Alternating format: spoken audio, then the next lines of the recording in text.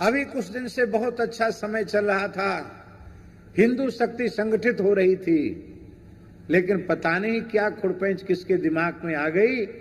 एक ऐसा कानून की चर्चा चल पड़ी यूजीसी कि जिससे हिंदू समाज फिर विखंडित होने के कगार पर और जातीय हिंसा और जाति विद्वेष के कगार पर खड़ा हो गया। इस अंश में हम सर्वोच्च न्यायालय को धन्यवाद देंगे कि उसने जो टिप्पणी की वो बहुत न्यायोचित की, उचित टिप्पणी की, और इस प्रकार से समाज को विखंडित होने से बचाया जाना चाहिए।